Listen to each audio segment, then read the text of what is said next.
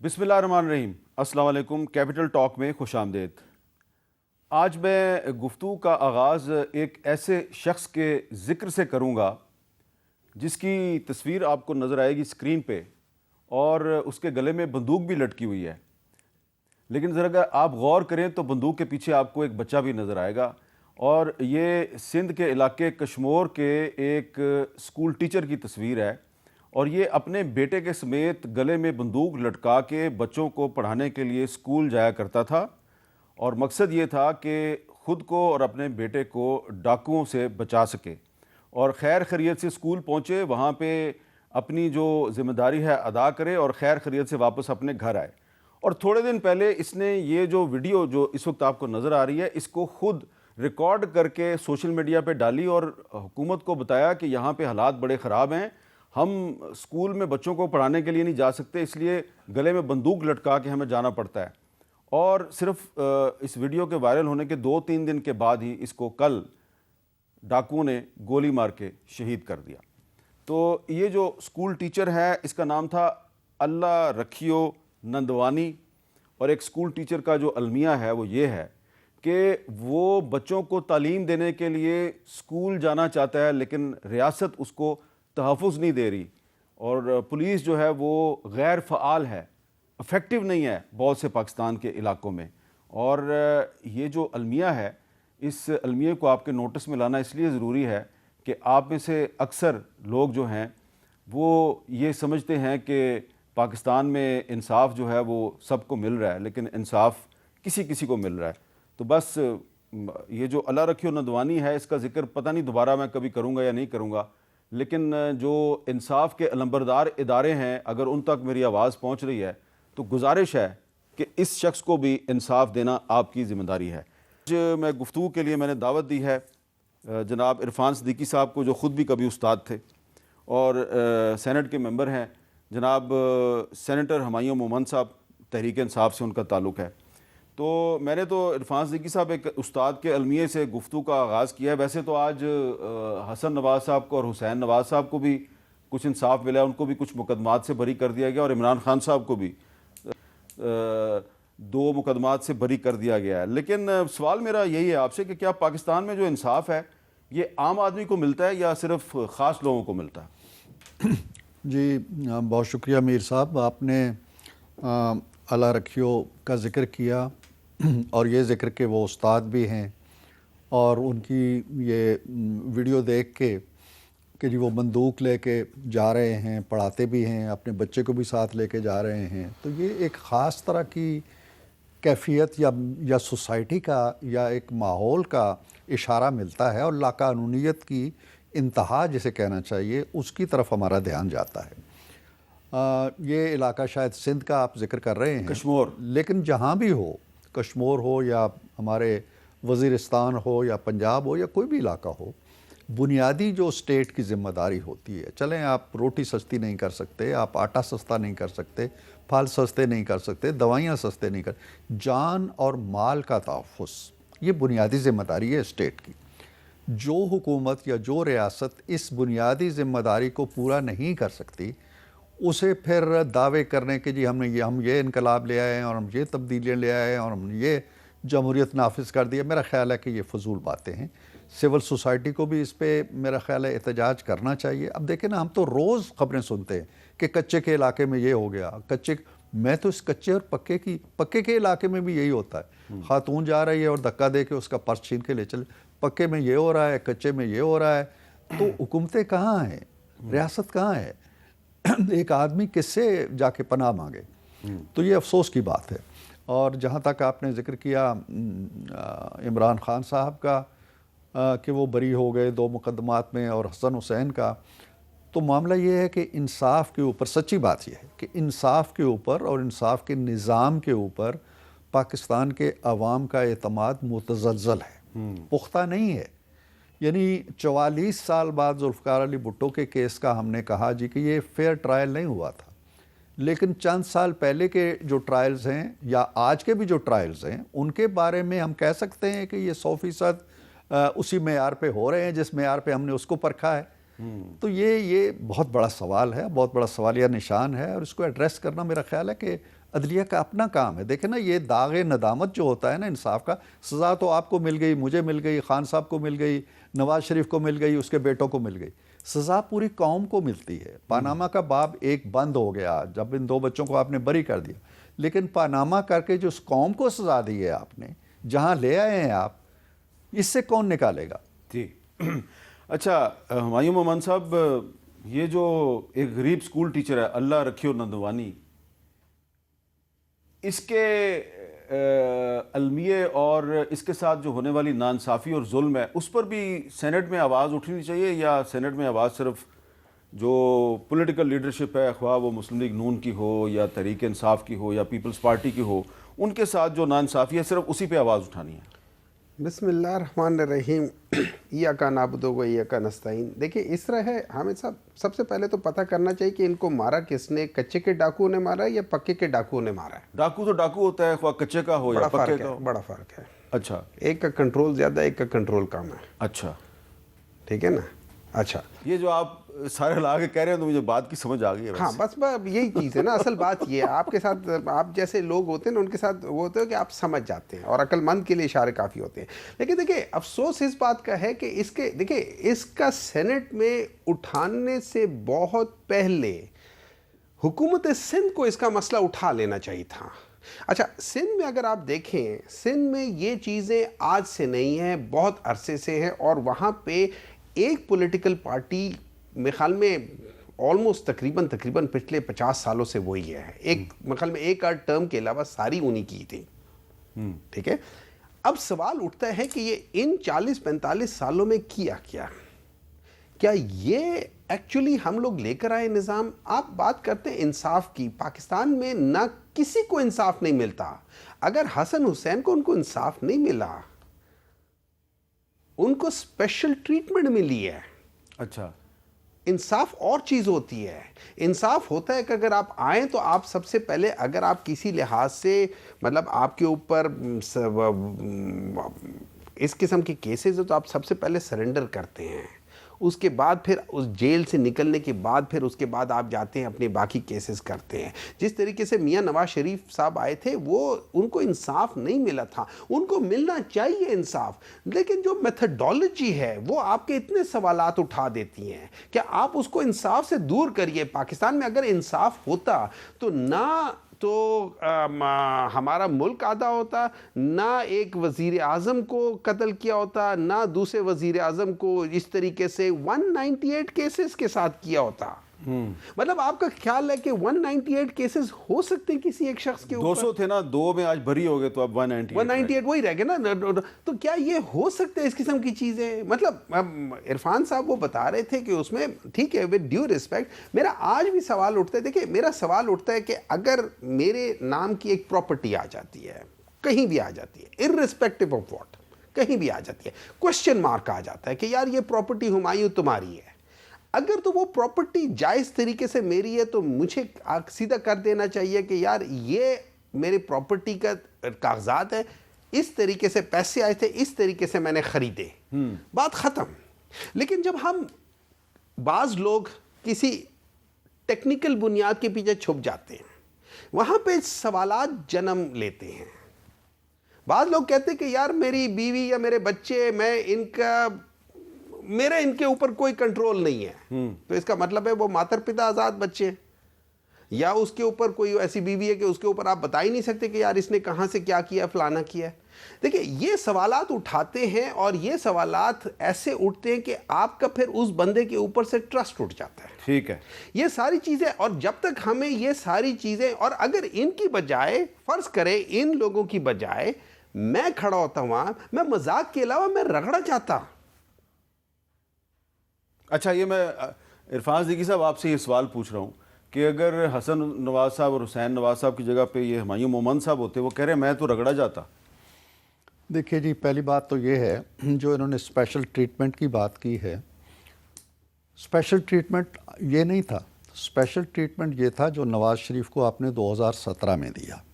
Special treatment یہ تھا کہ 500 بندوں کو جن کے نام آئے ہوئے تھے, جن میں ان کے پارٹی کے بھی کچھ لوگ شامل تھے, ہماری پارٹی کے بھی لوگ شامل تھے, किसी को नहीं पूछा आपने। स्पेशल ट्रीटमेंट ये था कि एक बंदे के लिए पहली दफ़ा आपने JIT बनाई जिसमें फ़ौजी अफसरान को शामिल किया।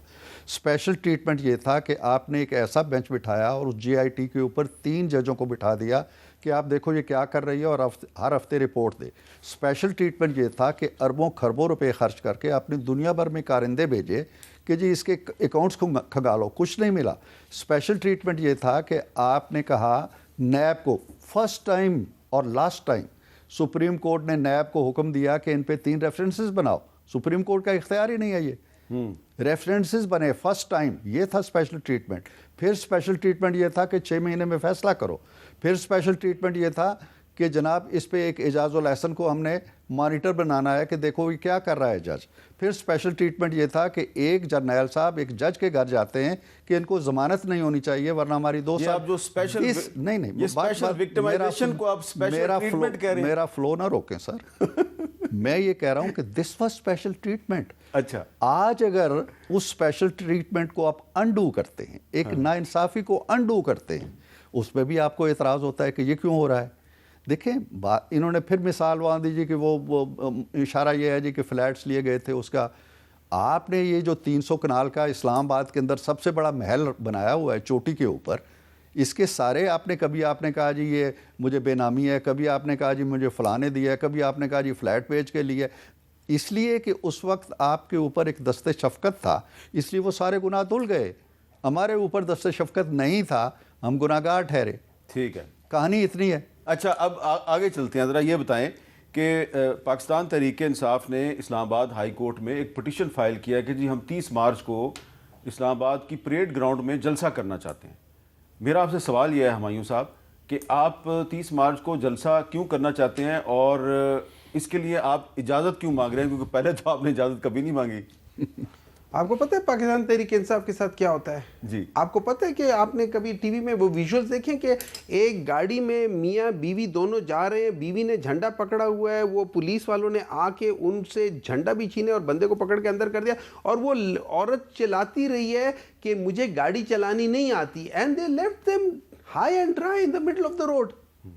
आपको पता है कि यहाँ पे अगर किसी बंदे की गाड़ी के ऊपर, किसी बंदे की रेडी के ऊपर, किसी बंदे के ऊपर पाकिस्तान तहरीक इंसाफ का झंडा आ जाए तो उसके साथ क्या हशर होता है। तो उसके लिए इजाज़त तो मांगनी पड़ती है, उसके लिए हम वो कर रहे हैं ताकि पता चल जाए कि भाई हो क्या रहा है, इजाज़त मिलेगी नहीं मिलेगी। क्या है जलसे कल को भाई जलसा हम कुछ भी कर सकते हैं। जलसे के लिए क्या ऑब्जेक्टिव होता है? जलसा होता है, हम उसमें जाके पॉलिटिकल बातें करेंगे, हम उसमें जाके जो हमें हमारे साथ ज्यादती हो रही है उसको उजागर करेंगे, हम उसके बारे में बताएंगे।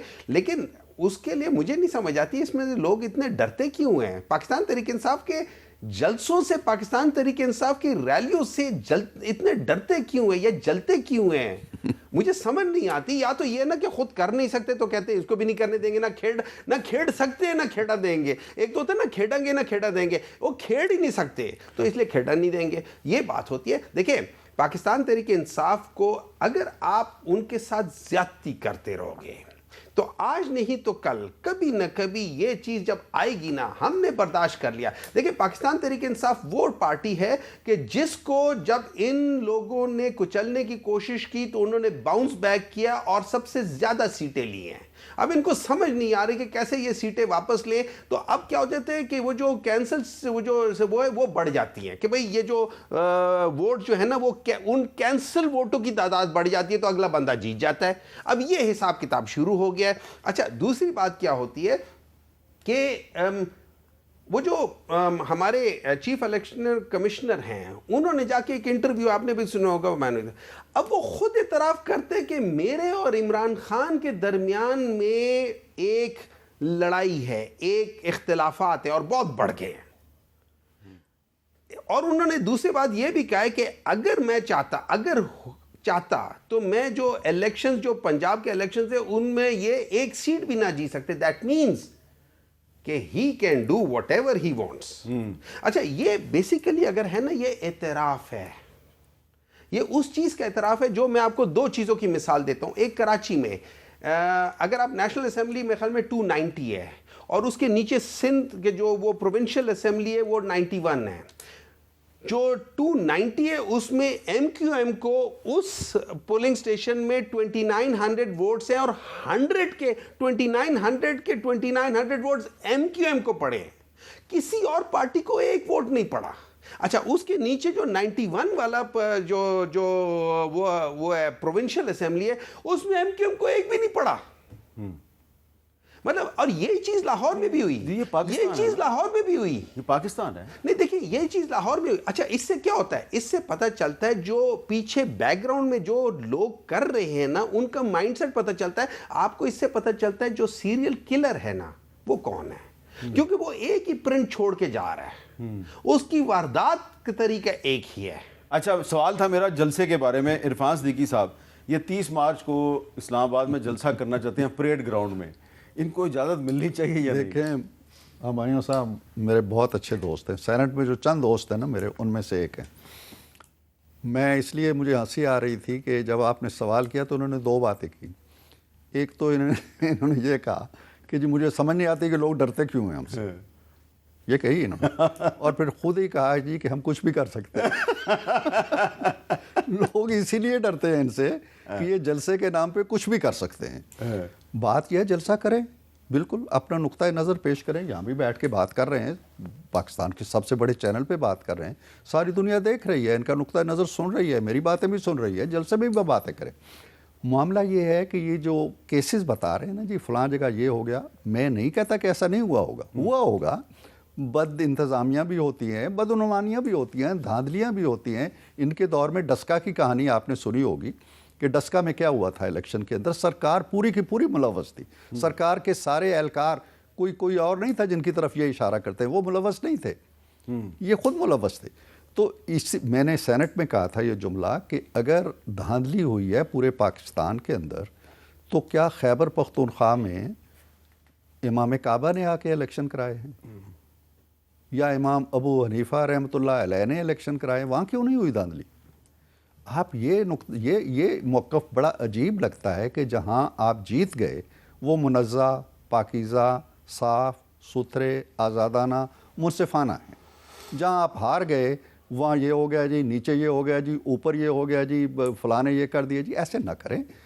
پہلے بھی یہ کچھ ہوتا رہا ہے, پہلے بھی آپ کو پتہ ہے, آپ تاریخ جانتے ہیں. آپ پہلے انتخابات میں ملک ٹوٹ گیا تھا, دوسرا انتخابات ہمیں کوئی 12 سال کا مارشل لا دے گیا تھا. ہوتا رہے, دھاندلیاں ہوتی. نظام مصطفیٰ کی تحریک چلی, اس کے بعد 2018 کے الیکشن ہمارے سامنے ہیں, کیا کچھ نہیں ہوا. ہم جا کے بیٹھ گئے, ہم نے اپنا کردار ادا کیا, ہم نے اپنی بات کی, ہم اپوزیشن میں بیٹھے, اور جب وقت آیا اور آپ کے ساتھی آپ کی کارکردگی کی وجہ سے چھوڑ گئے اور نو کانفیڈنس پہلی دفعہ ہسٹری میں ہوئی, حکومت بدل گئی, باقی عرصہ پورا کر لیا پارلیمنٹ نے. تو اس لیے آپ بھی ان سارے دکھوں کے ساتھ, سارے زخموں کے ساتھ, سارے درد کے ساتھ بیٹھیں اسمبلی میں, اپنا کردار ادا کریں اور اپوزیشن کی گرفت کریں. آپ کی آواز کوئی کم نہیں ہے, 100 کے قریب آپ لوگ ہیں قومی اسمبلی کے اندر.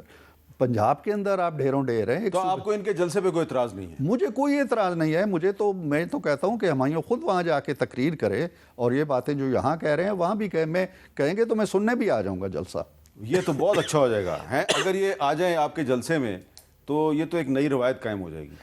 اگر میری جان کی سلامتی کی نہیں دیکھیں اس سے ہے آپ کی جان بھی سلامت رہے گی, اور آپ کو ایز اے ہم اسپیشل گیسٹ بھی بلائیں گے, کیونکہ ہمارا جو طور طریقہ ہے نا وہ بالکل ڈفرینٹ ہے. اس کو جس طریقے سے پورٹرے کیا جاتا ہے, جس طریقے سے وہ ہے, میرا تو ہمیشہ سے یہی ہے کہ میں نے آج تک اپنی مطلب میرا پولیٹیکل کیریئر بہت چھوٹا ہے, ٹھیک ہے, اس میں نے کبھی اپنے پارٹی کے کسی بندے کو توڑ پھوڑ کے بارے میں آج تک کہتے نہیں سنا, آج تک کرتے نہیں دیکھا.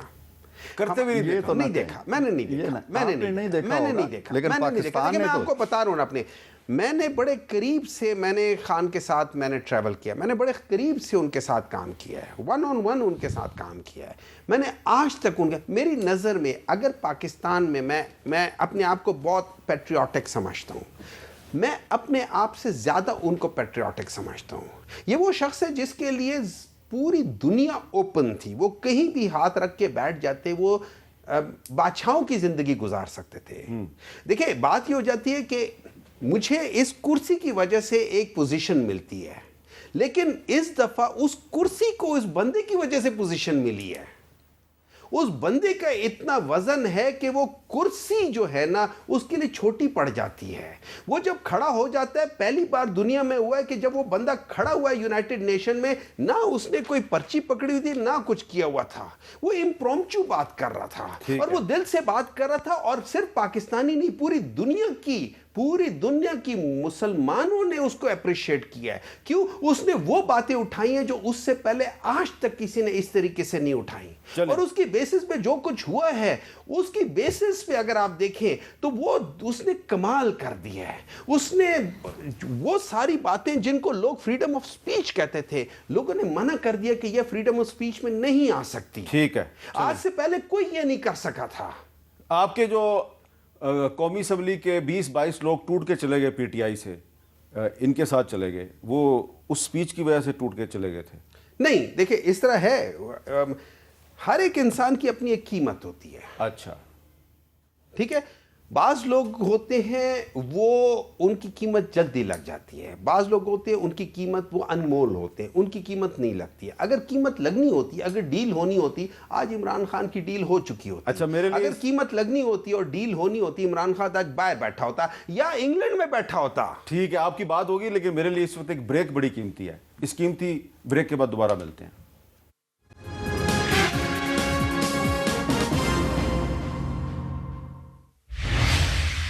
Welcome back.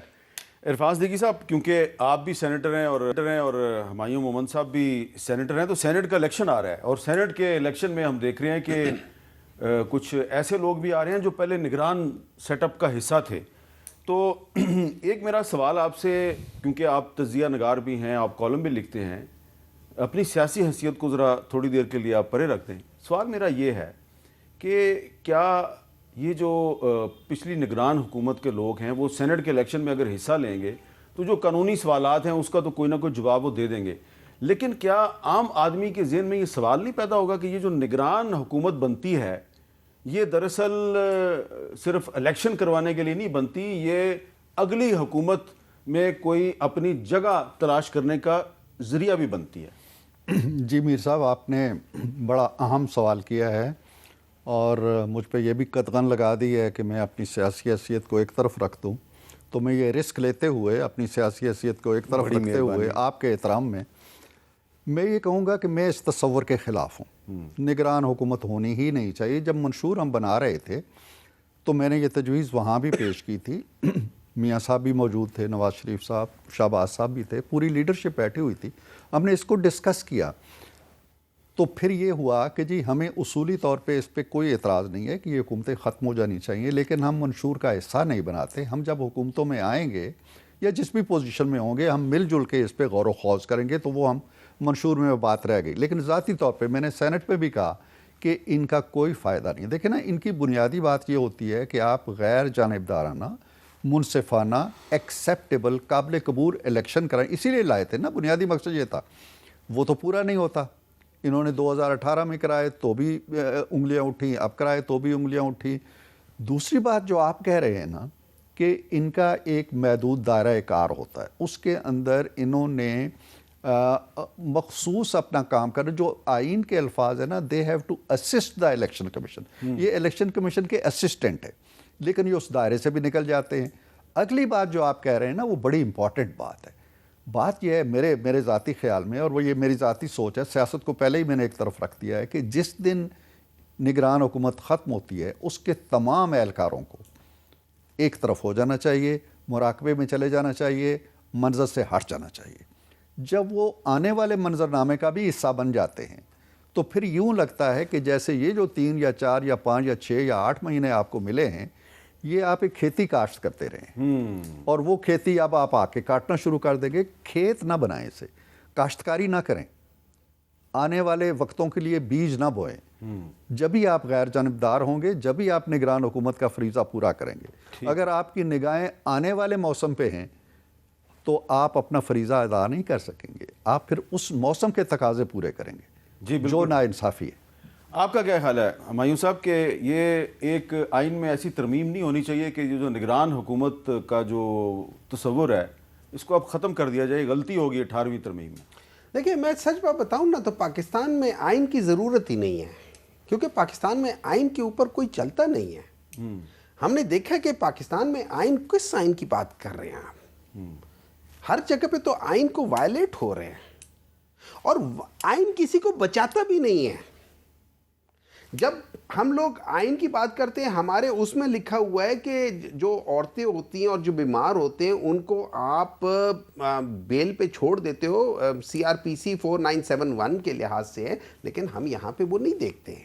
آئین کہتا ہے کہ آپ کو بعض چیزوں کا تحفظ ہے، لیکن یہاں پہ ہمیں کوئی تحفظ نہیں ہے۔ تو آئین بیسیکلی میرے جیسے کیمرہ مین والے جیسے لوگوں کے لیے، آپ جیسے اور یہ عرفان صاحب جیسے لوگوں کے لیے آئین نہیں ہے۔ آپ لوگ آئین سے بھی بالا تر ہو، آپ لوگ کچھ بھی کر لو، آپ کو کوئی کچھ نہیں کہے گا۔ میں ویسے ہی ایک تنزن کہہ رہا ہوں، ناٹ لٹرلی یور نیم۔ دیکھیے پرابلم ہمارا یہ کہ ہم لوگوں کے یہ میں آپ کی بات سے اتفاق کرتا ہوں، دیکھیں اس ملک کے جو قاضی ہیں، میں آپ کی بات سے اس لیے اتفاق کرتا ہوں کہ جب 2021 اور 22 میں میرے پر پابندی لگی تو میں عدالت میں گیا کہ یہ غیر آئینی ہے، کسی عدالت نے میری بات نہیں سنی اور پابندی برقرار رہی۔ دیکھیے میں آپ کو بات بتاؤں، اٹ از ویری انفارچونیٹ، اس کی وجہ یہ اس ملک کے جتنے بھی قاضی ہیں نا، وہ خود آئین کی انٹرپریٹیشن اپنے طریقے سے کرتے ہیں۔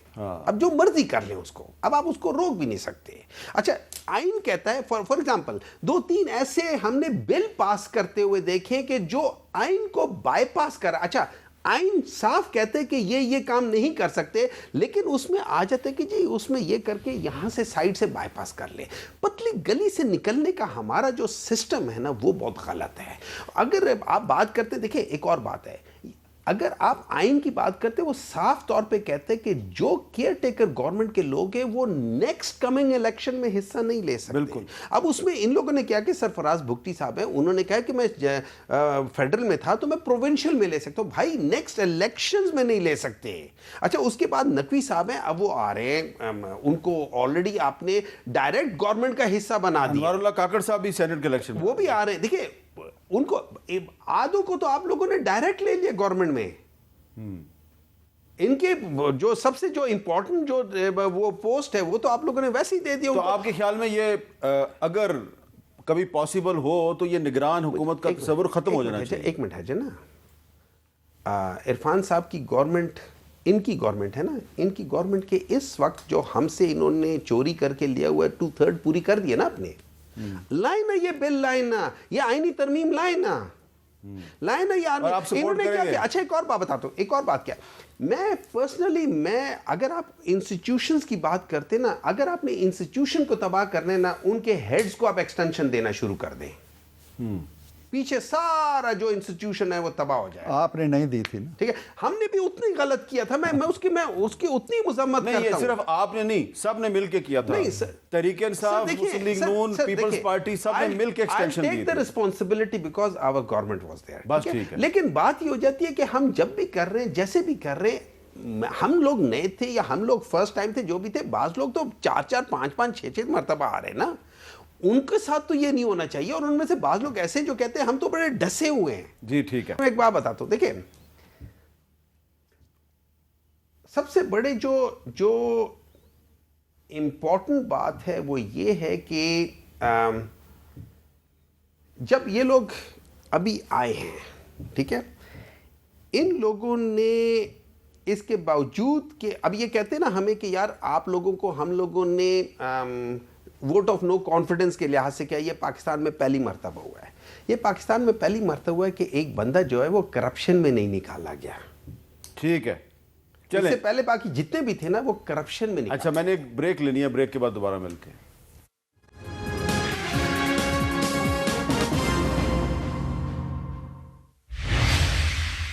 کیپٹل ٹاک میں خوش آمدید۔ آج ہم نے گفتگو کا آغاز کیا تھا کہ پاکستان میں جو نا انصافی ہے وہ بڑھتی جا رہی ہے، میرٹ کا بہت قتل عام ہوتا ہے۔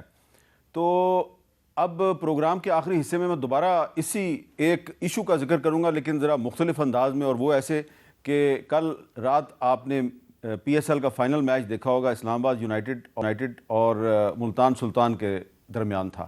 تو اس میں جو مین آف دی میچ تھے عماد وسیم صاحب، جن کو کہ اس وقت پاکستان کا بچہ جانتا ہے، یہ آپ کو میں نے یاد کرانا تھا، یہ وہی عماد وسیم صاحب ہیں جو کل رات کے میچ کے ہیرو ہیں، یہ وہی عماد وسیم صاحب ہیں جنہوں نے صرف چند مہینے پہلے نومبر 2023 میں انٹرنیشنل کرکٹ سے ریٹائرمنٹ کا اعلان کر دیا تھا۔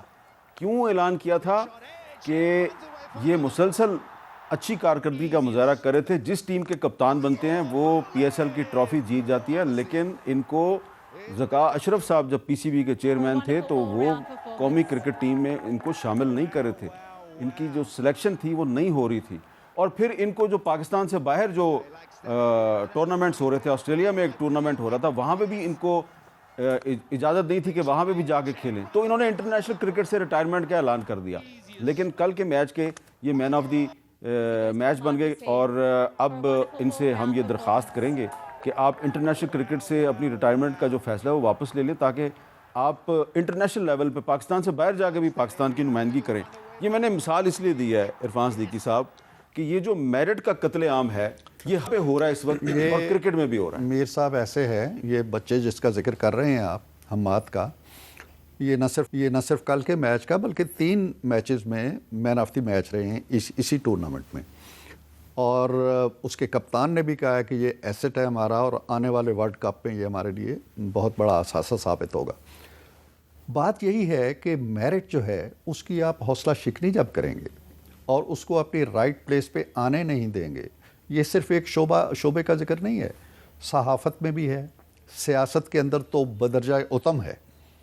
میں نے تو بلکہ رضا ربانی صاحب اب ہمارے سینیٹر نہیں بن سکے، ہم بہت مس کریں گے انہیں۔ ہم لابی میں بیٹھے ہوئے تھے رمضان سے پہلے اور چل چلاؤ کی باتیں ہو رہی تھیں، الوداعی تقریریں ہو رہی تھیں، تو میں نے کہا کہ رضا ربانی صاحب، میں نے ایک خاتون سے کہا، وہ بھی پیپلز پارٹی کی تھی، میں نے کہا ہم آپ کو بہت مس کریں گے، تو وہ کہنے لگی آپ مس نہیں کریں گے، میں دوبارہ آ رہی ہوں۔ وہ نہیں آ سکی۔ اچھا رضا ربانی صاحب کو میں نے کہا ہم آپ کو بہت مس کریں گے، تو وہ صرف ہنستی ہے، انہیں پتا تھا کہ میں نے نہیں آنا۔ تو میں نے کہا کہ آپ کے آنے کا آپ کہیں بھی تو مجھے پتا ہے آپ نہیں آ سکتے۔ کہنے لگے کیوں؟ میں کہ دیکھو، یہ میں جو بات آپ نے کہی ہے وہ کہانی سنائی، میں کہ دیکھیں اہلیت ہمارے اس دور میں سب سے بڑی نااہلیت بن گئی۔ بہت اچھی بات۔ تو اہل آدمی جو ہے نا، ایک کام کے لیے ایک اہل آدمی کو آپ ٹھڈا مار کے ایک طرف کر دیتے ہیں اور کسی چہیتے کو بٹھا دیتے ہیں، یہی کرکٹ میں ہو رہا ہے۔ اچھا اب میرا وقت ختم ہو رہا ہے، آپ اتفاق کرتے ہیں اس بات سے کہ عماد وسیم کو اپنی ریٹائرمنٹ واپس لینی چاہیے؟